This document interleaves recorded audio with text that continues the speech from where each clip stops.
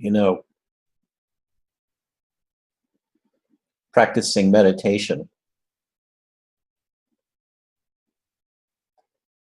practicing silently resting yourself in yourself, is kind of counterintuitive as a means for understanding yourself, one's own self.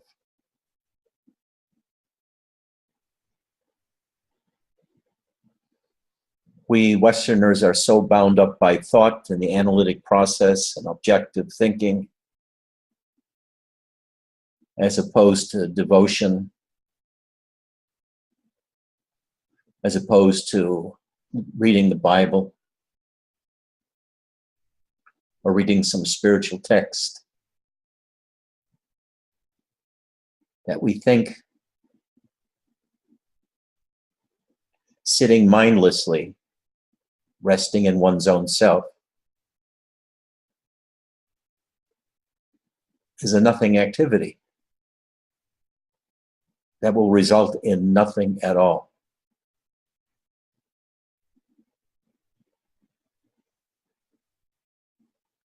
But it's kind of a paradox. Finding that gap in consciousness that we all first experience when we wake up in the morning, and then the mind floods, and then we exist, and then the world exists. Finding that gap intentionally in everyday life and periods of meditation doesn't feel right.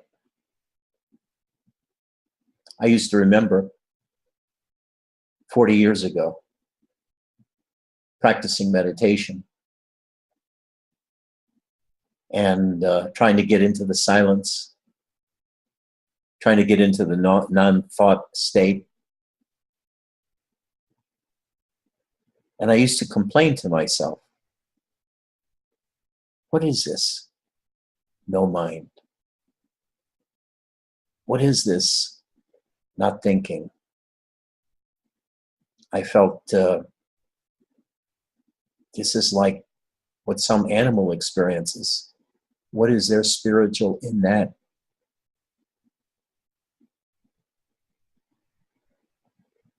What is spiritual in just being quiet?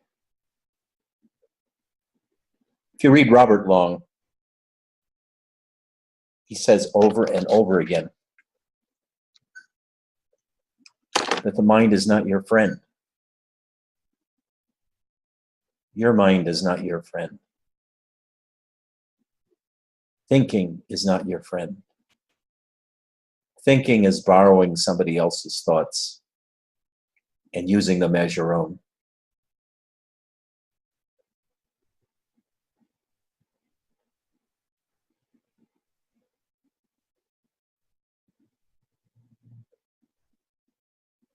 So, the original thought, one might say, is no thought whatsoever. Being in the place prior to the first thought arising. And that's what we try to do when we practice meditation or abiding in the self. By self, we mean the gap where the mind is not yet born. Yet there's the sense that I am. It's the I am feeling that I exist, but without the concept I am, without the words I am. Now, for me, always going into this state felt like becoming stupider and stupider.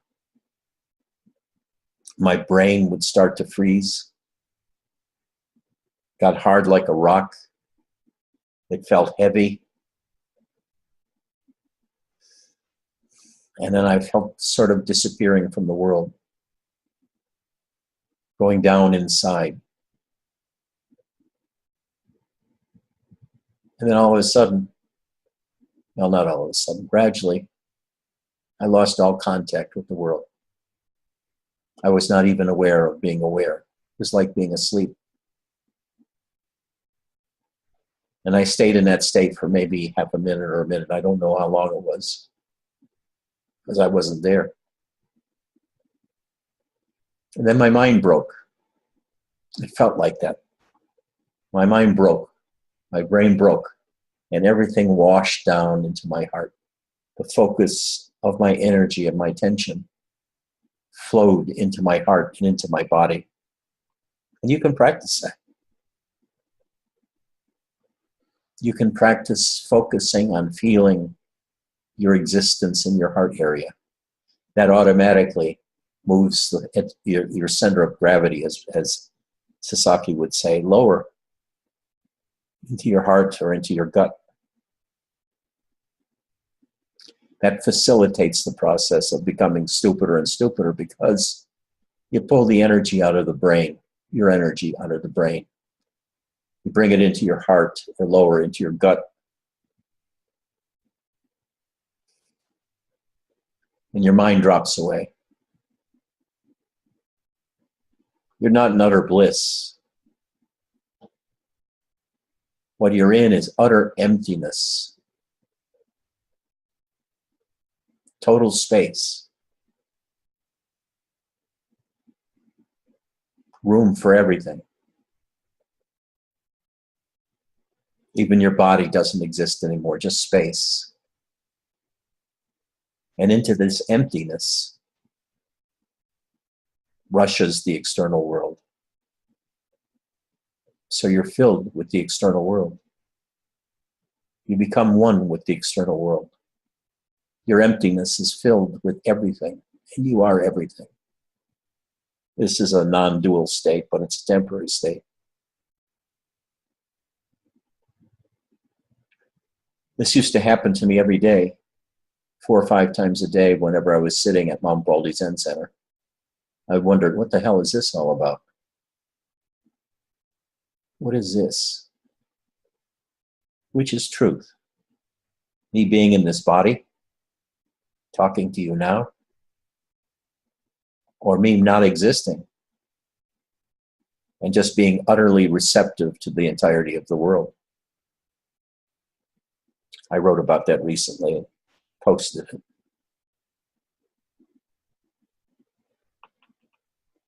From this position of being the totality of the world, you understand what Nisargadatta means by becoming one with the totality of one's experience, with the totality of manifest consciousness. You don't exist anymore as a discrete entity, Oksana. You become everything. This is an experience available to all except for Max. I won't allow Max to have that sensation. He has to come here to get it.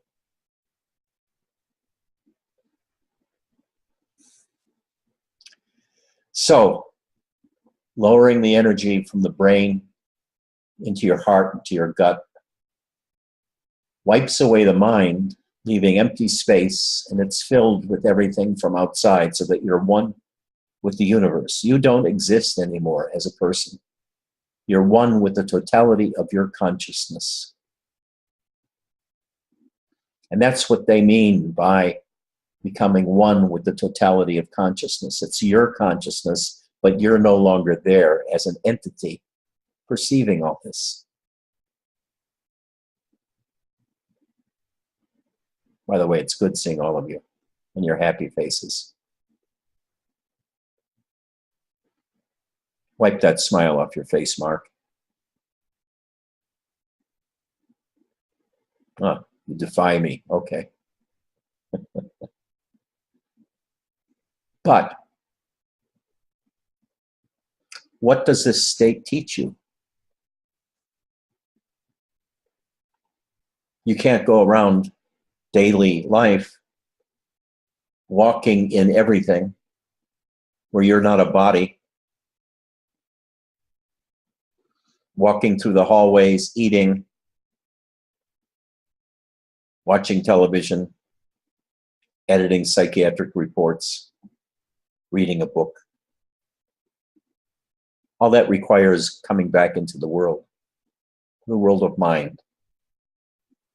Everything you see, hear, taste, and touch is colored and manufactured by mind. You might say there is raw sense data that's created by the eyes and nose and ears, and mouth, tongue, skin.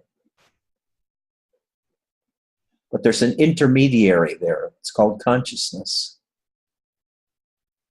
There's bare consciousness that I talked about, where there's not a sense of self or mind. And there's mind consciousness, which Robert says, leave alone. When there's mind consciousness, we have the external world, and we have Max experiencing himself as an entity,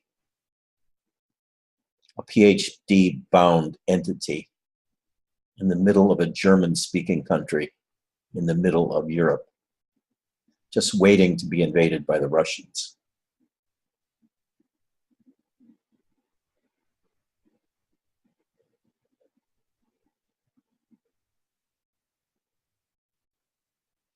But this state does teach us something.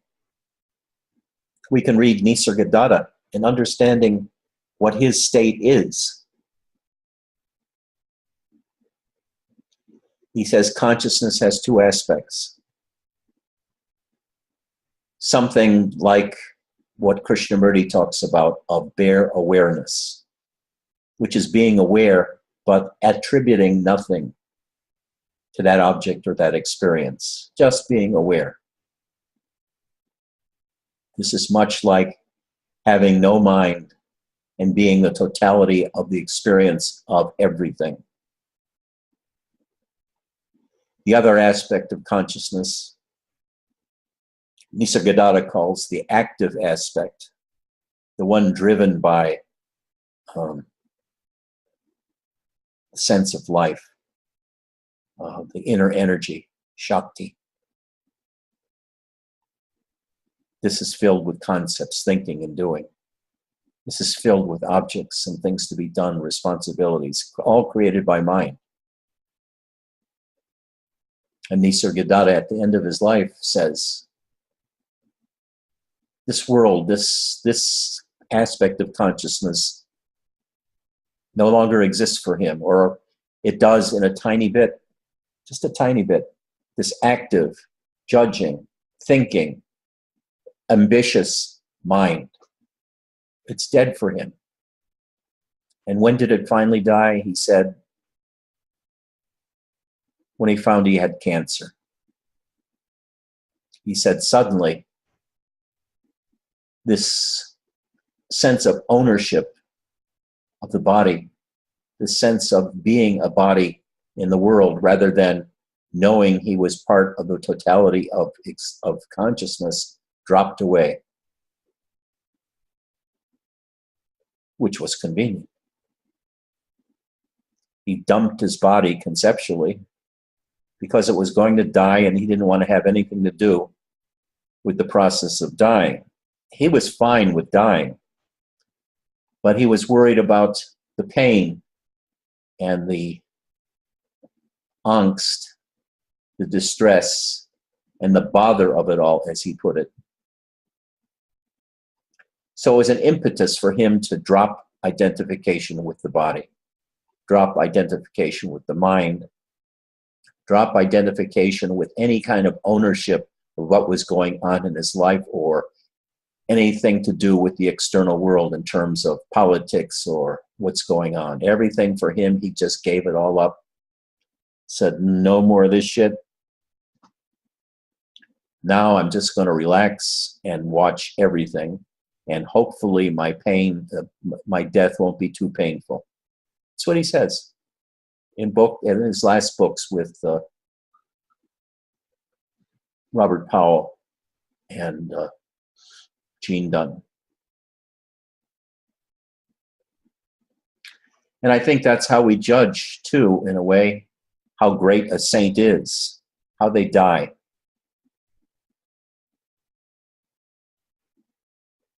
I know Robert did not have an easy death.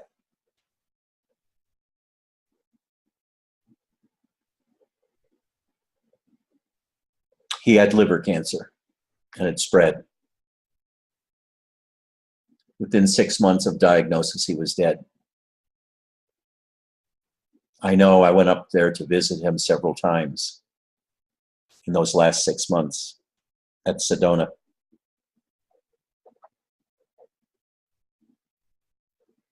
He was gaunt. He was irritable. He would come into the room where maybe 6 or 8 of us were around sitting. He'd make an appearance, he'd say nothing. Then he'd disappear into the bedroom. And he might call out from the bedroom to be quiet because we were making too much noise and it was disturbing him. Then a few minutes later, he'd come out again and sit amongst us, giving us his darshan.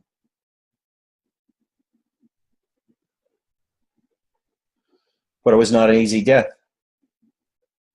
Somebody asked him whether he was still in pain, because he had a great deal of pain at part of it. And he said, no, all that I feel is a constant tickling. But his other body functions were being affected too. He lost weight. His Parkinson's got worse. He had a harder time walking, moving. And I wasn't there the last couple of months. But I know for the last week or so, he was bedridden, surrounded by family, and most especially Mary Skane, who moved with him to Sedona from Los Angeles. And she told me the family was always fighting amongst each other.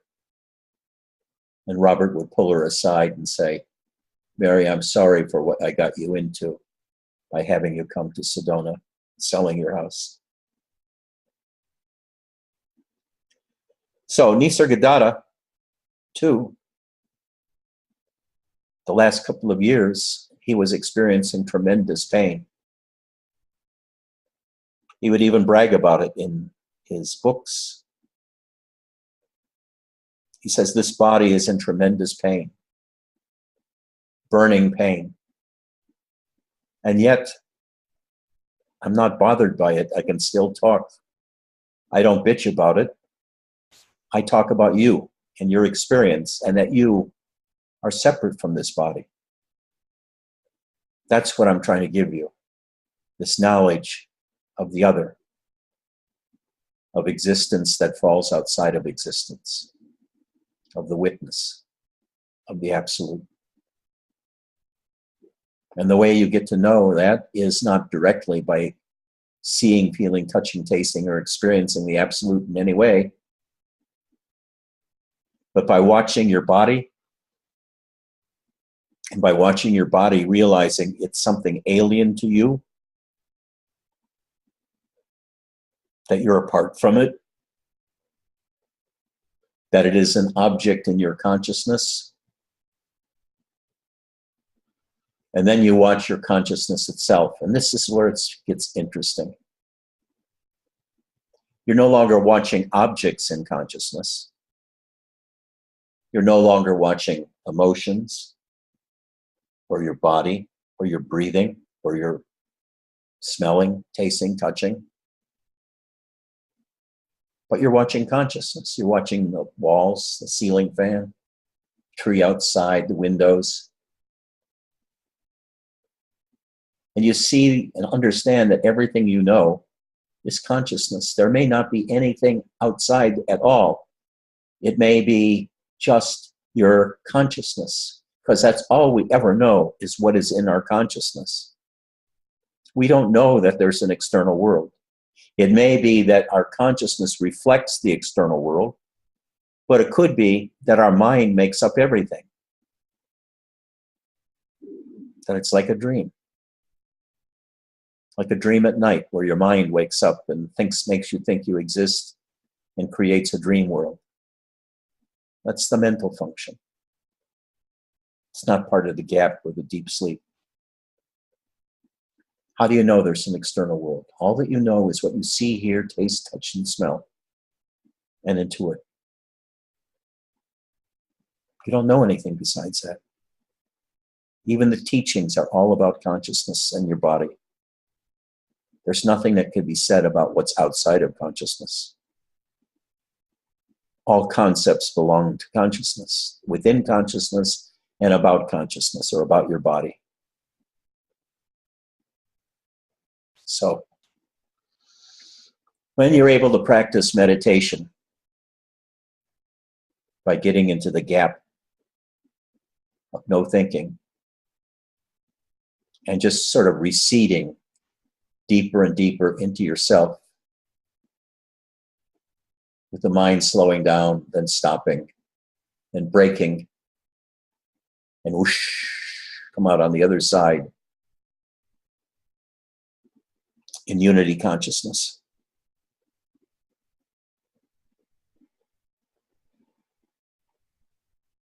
What you begin to be able to do, not only in unity consciousness, but in everyday life, is begin to experience consciousness as something separate from you. You begin to be able to grasp the entirety of consciousness as an experience, rather than just having experiences within consciousness. In a sense, you become bigger than consciousness because you're able to grasp the entirety of consciousness. And when you can grasp or begin to grasp the entirety of consciousness, you begin to see what a fraud it is. And you begin to understand what Robert and Nisargadatta mean by it's not real. It has a different quality to it after you can watch it objectively for a while. You're no longer immersed as a helpless little human being in the vastness of this space of the external world and the internal worlds. But you've stepped outside of it and you're watching it from a different perspective or a different dimension altogether. And when you watch that consciousness as a whole, you see the constant motion in that consciousness. Everything changes. The ceiling fan's rotation, the time of day, what's going on in your body, the health of your body, sleep, waking state, dream state, all this stuff is going on in consciousness. And it becomes sort of farcical to you because it's all temporary. There's no reality to it. It seems like a changing lights show. Do you stop for popcorn, Oksana? No? How come only half of the people here are willing to get on camera? Do they lack cameras or do they lack, courage?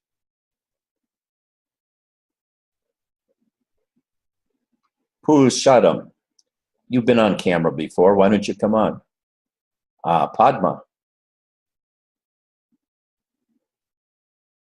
Padma, you have such a serious face a lot. You look very serious a lot. Serious or curious, I don't know which.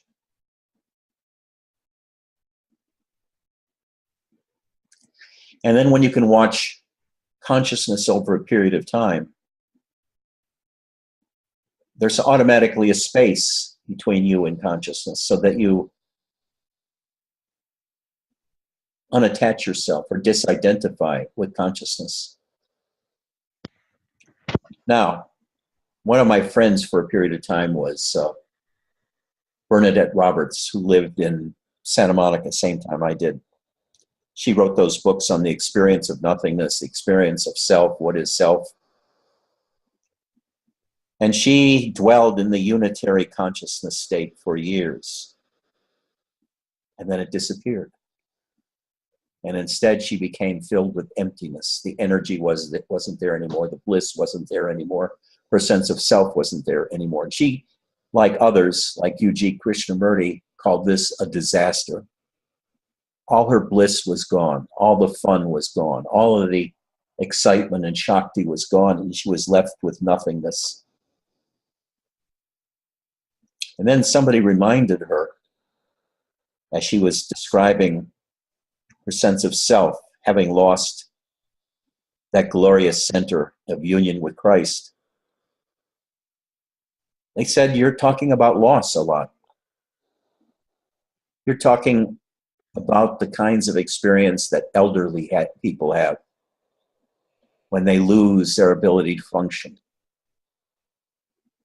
when they lose their hearing, or they lose their money, they spend it. They lose possessions. They lose a house. They lose a husband. They lose a child. And it's one loss after another on the way to death, where everything else is lost. The experience or the subject itself is lost.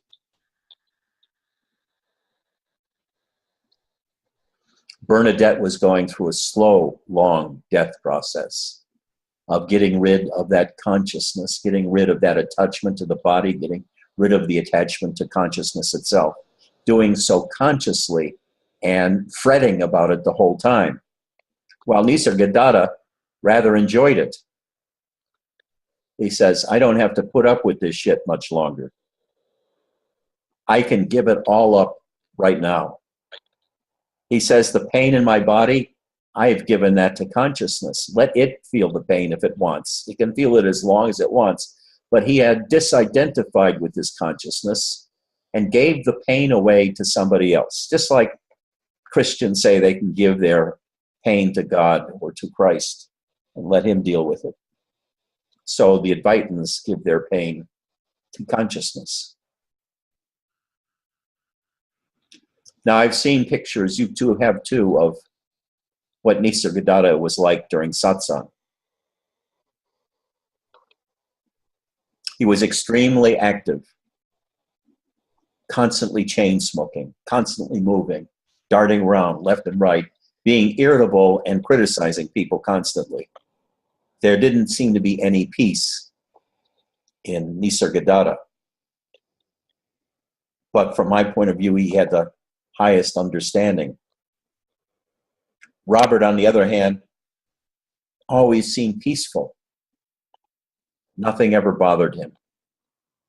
I only saw him get a little bit angry twice in the entire 7 or 8 years I was with him. Nothing perturbed him. Yet behind the scenes, he was manipulative, and he'd get people to fight each other and created chaos at satsang for their sake of working out their shit consciously in the situation of satsang or the sangha. And yet when he died, his death was not that peaceful. He really suffered. What can we make of this? Absolutely nothing.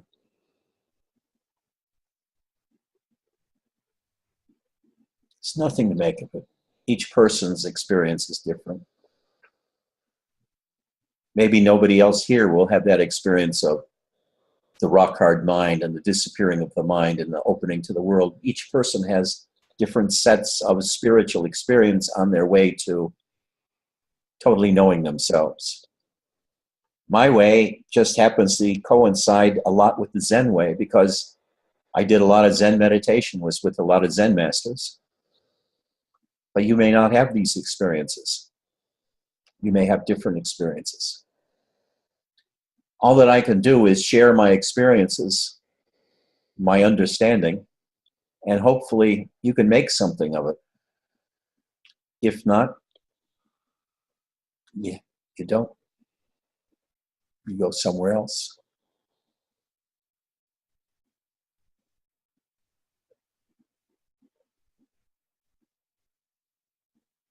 But I can tell you that every spiritual tradition outside of the energy traditions like Kundalini and the Shakti traditions and the chakra conditions emphasize no mind,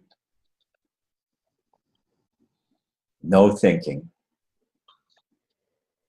no focusing on the chakras, no doing mudras, no doing mantras, no doing fixations on the chakras and moving the energy in your mind from chakra to chakra.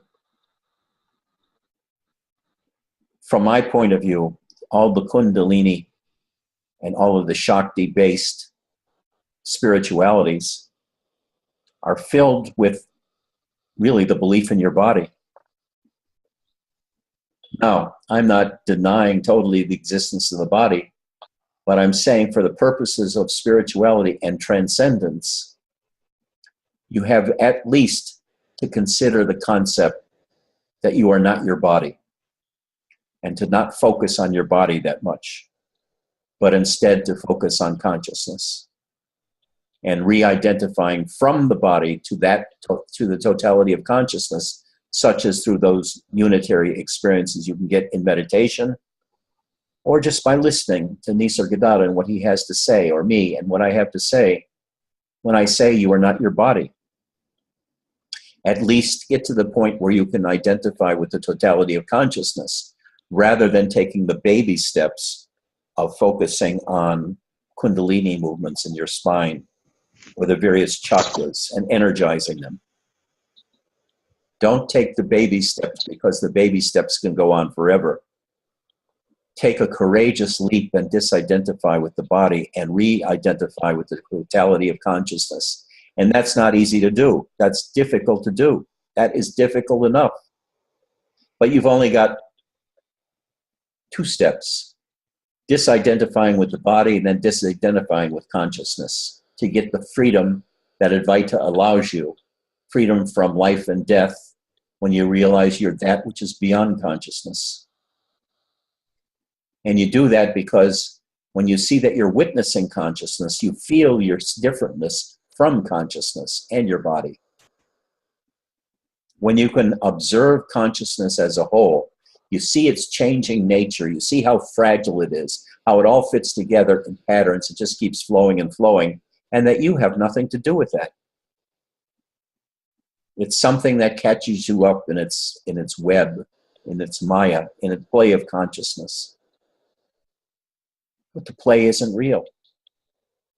What is real is that which is watching all this play, which is the real you, but it's not you with a mind. It's you without a mind. And how many spiritual people like to be without their minds? Because they think mind is the highest jewel. It's what separates you from other animals. But it's not. The purity of consciousness without the mind is the source of real spiritual growth, according to Advaita and Zen. Experiencing everything mindlessly, no mind. From pure consciousness, from that gap consciousness that Robert talks about. That first 3 seconds in the morning when you wake up and consciousness is there, but it's not moving, and no world is there, and you aren't there. You're just aware. Pure consciousness. 2, when you wake up, hold on to that, if you can. And then try to make yourself go back to sleep and play with that boundary, that gap boundary, going back and forth between sleep and waking up and becoming conscious of yourself in the world. And go to sleep again and go pass through the gap again, back into sleep, and play with it as often as you can. And that's what allows you to disidentify with the body and realize consciousness as a separate thing from the body. And then you can begin to explore consciousness as an object and begin to understand the nature of consciousness, and that you are not consciousness. You're not consciousness of your emotions. You're not consciousness of your body. You're not consciousness of your mind. You're not consciousness of your chakras or of the bliss that comes and goes?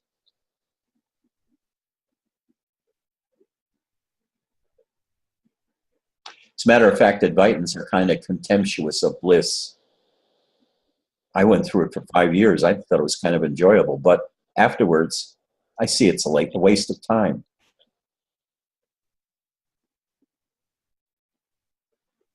What's not a waste of time is learning that truly, what Robert says, you don't exist as you think you exist. Your existence as a body is a sham. Your existence as consciousness is a sham. These are things you are watching from a different dimension, a different universe. The real you is not touched by anything that goes on in consciousness or has anything to do with your body. In the sense you realize what Robert says, you were never born. And Nisargadatta says, you were never born. There was a body appearance born. There's a consciousness with lots of different apparent objects in it, coming and going and doing and dancing and walking and talking. But these are over in an instant. They have no ability to sustain themselves. There's nobody in control there, Mark or Padma. There's nobody in control. It's all out of control and spontaneous. You have nothing to do with it. You're just watching it. And your life becomes so much easier. You're not in control. So be happy. Whether you're being fucked or whether you're being handed the most magnificent life, it really has nothing to do with you.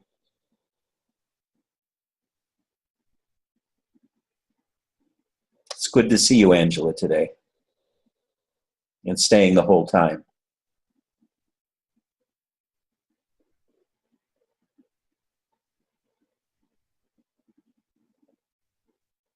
Angela helped a lot when the people feeding cats in California needed help.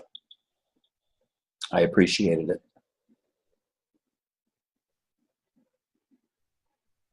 Are there any questions?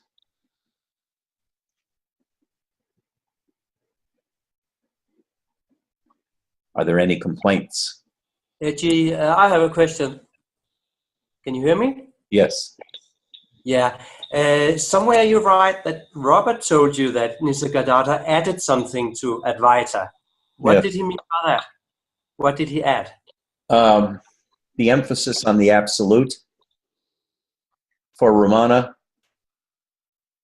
mostly that absolute was also an aspect of consciousness.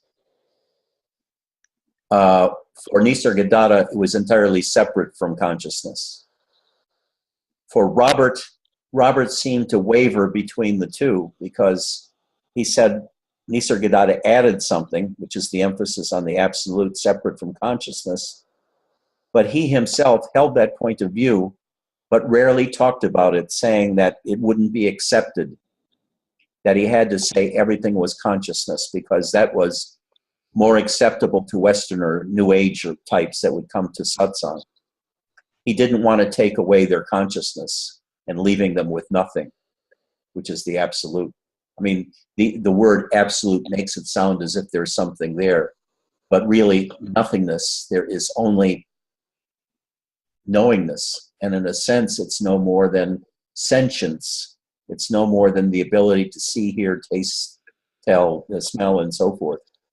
It's there, disembodied, and he called it the absolute. So that was the difference, is how much he emphasized the absolute. And Robert really was more critical of Nisargadatta because he was rude, he was angry, he didn't know how to treat people, and he used to, Ramesh Balsekar himself was pretty crude with people, or could be pretty crude with people. And Robert used to laugh and say he was getting back at people for all the shit he had to take from Maharaj Nisargadatta. Nisargadatta dished out at him throughout the years that they were together. He was there at the same time that Nisargadatta was, or that Ramesh was. He knew Ramesh. Are there any other questions?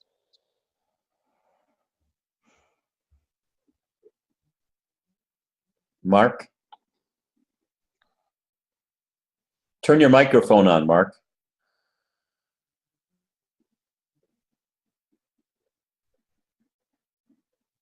It's not on yet. There. How's that? Good. Okay. Now shut up. So I'm at a point in my practice where my feeling of I amness is at times even more palpable and more real than my habitual body-mind entity. So I feel it as like it's like going from a room that I chronically inhabit to like an open field with the spaciousness and the breeze and the unlimitedness of nature on a nice summer evening when it's nice and pleasantly cool. So I'm feeling that expansiveness that permeates me. And I think where I'm growing lately is instead of being the enjoyer of the awareness, I'm simply abiding in it and being it. That's wonderful. Yeah. That's where you should be. Yeah. Just keep staying there. Right. Right? Yeah, okay. You're abiding in the unity state, essentially. I'm merging with it, becoming it, rather than being the enjoyer of it. Right. Rather than Exactly. Thank you. I appreciate that, Ed. It'll all go away tomorrow, though. Hopefully, or not. No, it'll stay for a while until it'll stay until you don't need it anymore. Yeah. It's filling your life with some kind of joy and positivity and energy that wasn't there maybe 2 years ago. And unity and clarity. And clarity and calmness. It helps, and then after a while you won't need that anymore. Yeah. Good. I like that confirmation. It's important to me. Padma, any questions? No. The other Mark. What's your name, Mark? The other Mark. What's your last name? Who, me? No, the other Mark. The other guy, okay. Well, I have a Dutch name. What? My last name, a Dutch name. It is a Dutch name. It's Van. It's called after a place here in Holland.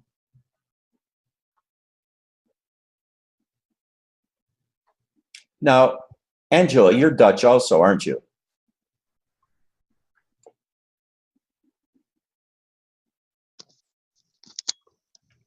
Can you hear me? Yes. Okay.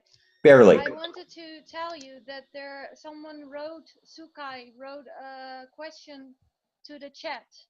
I want to read it to you. I can barely hear. Can you turn up your volume? Yeah. Is it better? A little bit.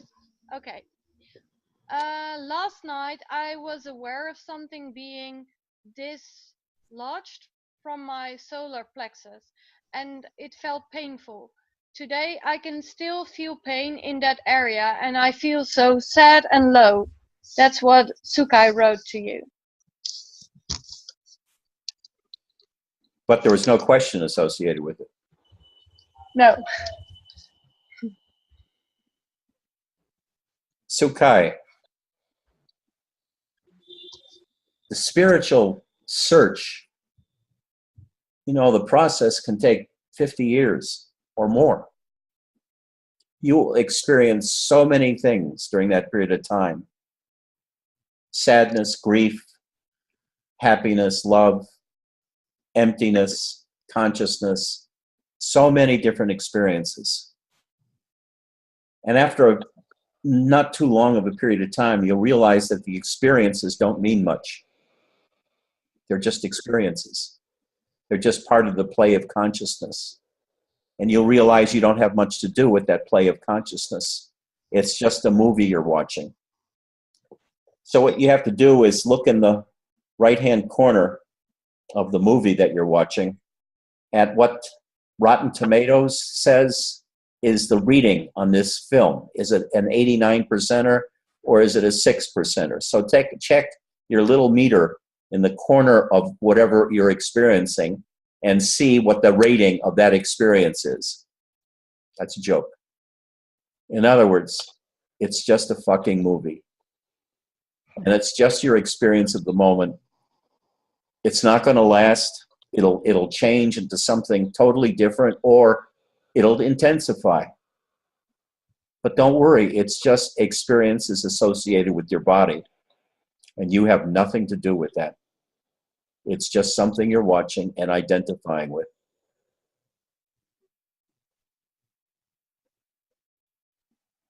Who's Brenda? Brenda, can you come on to the picture? Or Steve? Or Annette? I don't know Annette. Has Annette been here before?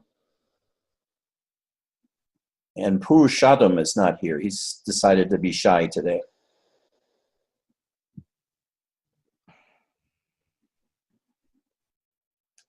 Let me see.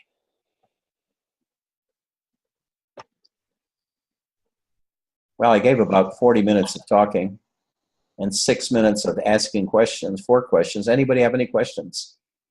Andrea, do you have any questions? Michael, any questions? Annette, any questions? These are all impersonators anyway. That's not their real name. I think one of them is really Robert checking on me. And maybe Nisargadatta, one is Jerry. Maybe Jerry's Nisargadatta, waiting to light me up somehow with some brilliantly formulated question that will just show how stupid I am.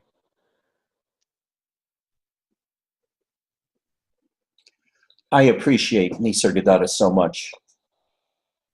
He puts a kind of human face on Robert's teachings.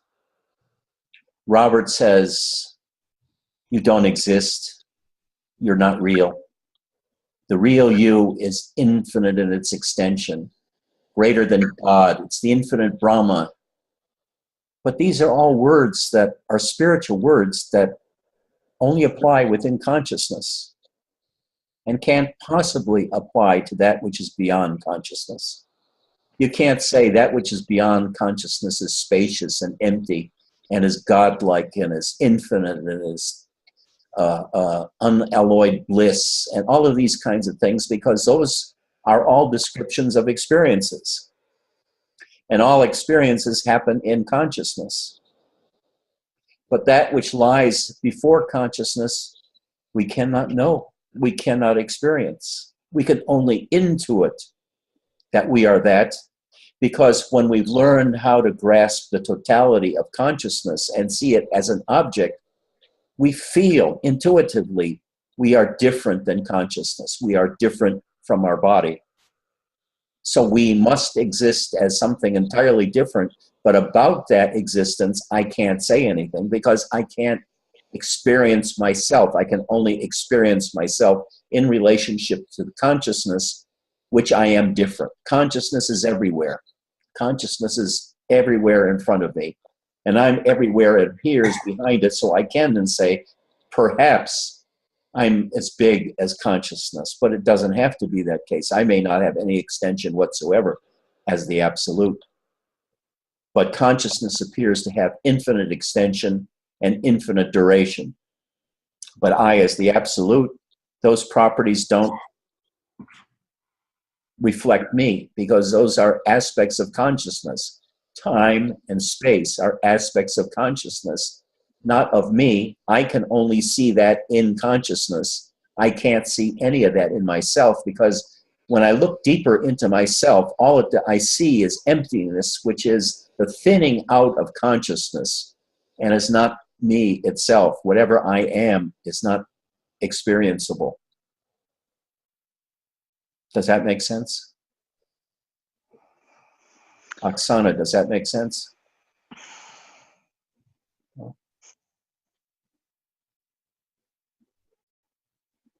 Max, makes sense?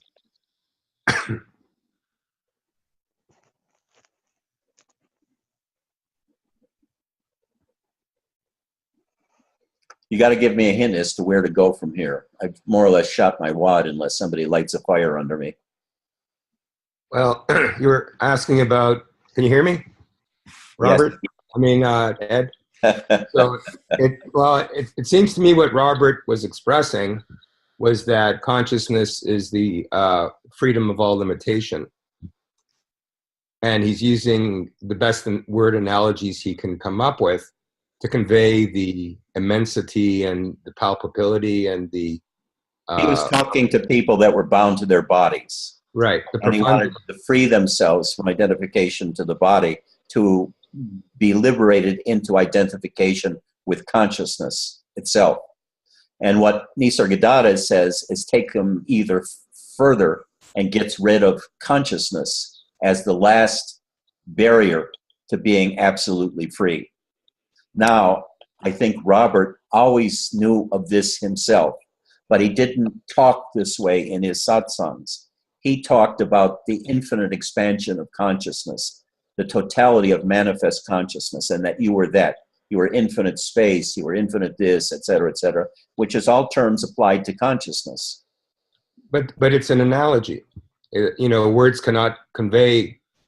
It's just he's pointing, they're pointers that you intuit it through what he's saying to the reality of where he's coming from.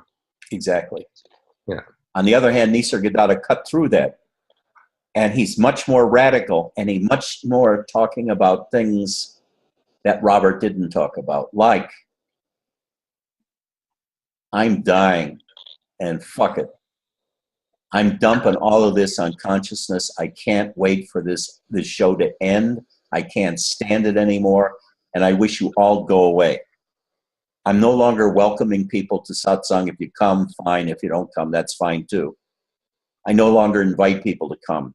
So few people are ready to listen to what I'm teaching, which he was teaching was the end of everything that people regarded as important, and embraced death as liberation, Mahasamadhi. While Robert was still talking to the end about liberation within consciousness by becoming the totality of consciousness. I wasn't there when he was dying, except when I visited him 3 times during that period, but he never related that dying to being liberated from consciousness or anything like Nisargadatta did. Robert was more silent than Nisargadatta. Robert was more aloof than Nisargadatta. Nisargadatta was very intimately involved in anything. You see the movie images of him in satsang, and he was totally present with everybody there, smoking and gestating and being intensely himself with a lot of energy. And Robert was sort of vague, like a spirit in the background, not being noticed. And aloof. Robert was kind of a cool character. There was not a lot of emotion in him, except when he was chasing some woman. Then he would light up.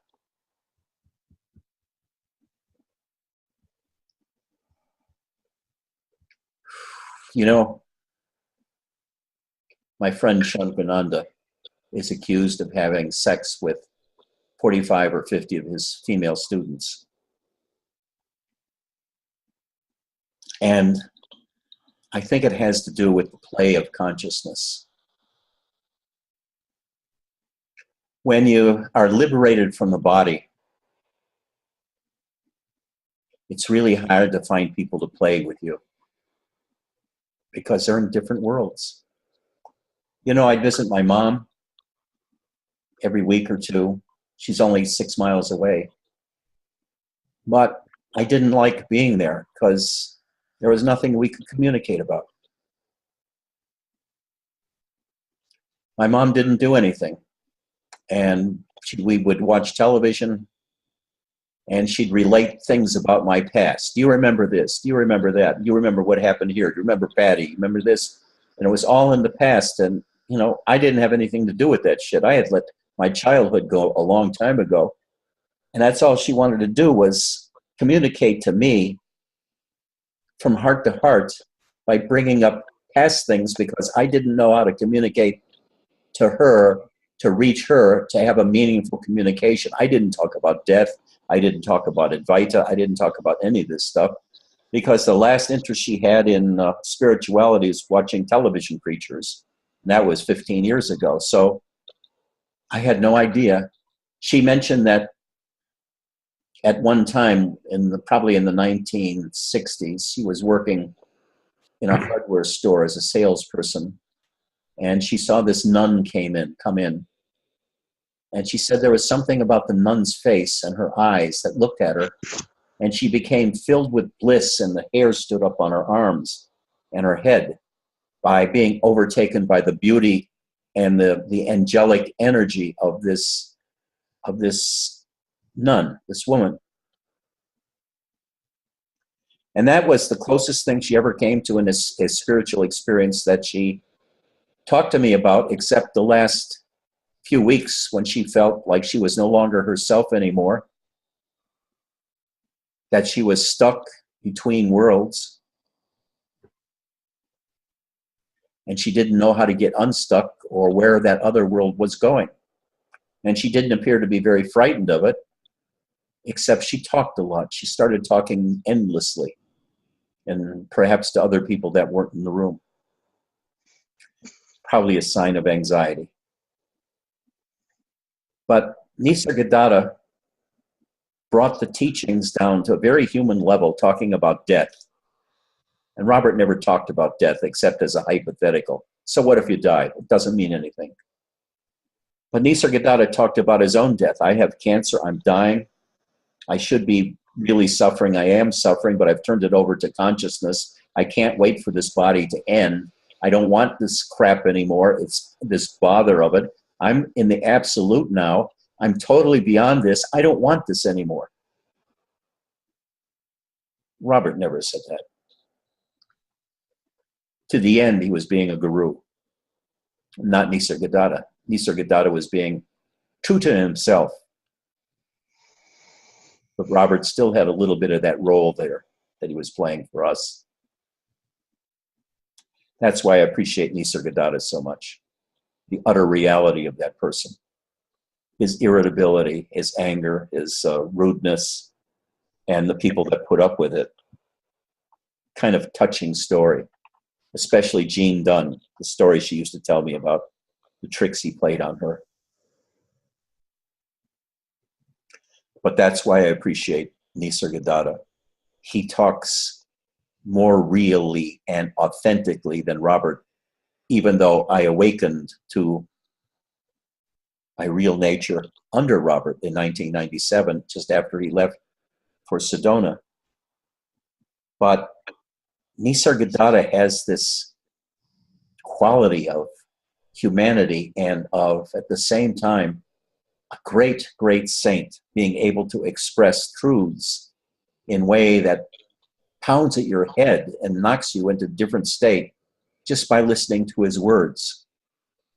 While Robert was more like talking out of a Hindu scripture book, and it didn't have that power. He had a different kind of sense. He wasn't really there. I think he was repeating these words just because he knows that they had something behind him. But Robert wasn't really in this world at all. He just had maybe one toe in this world. Now, are there any more questions? Angela, do you have a question?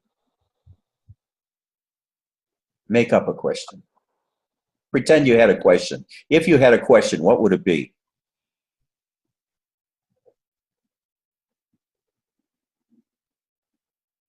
Peter, question?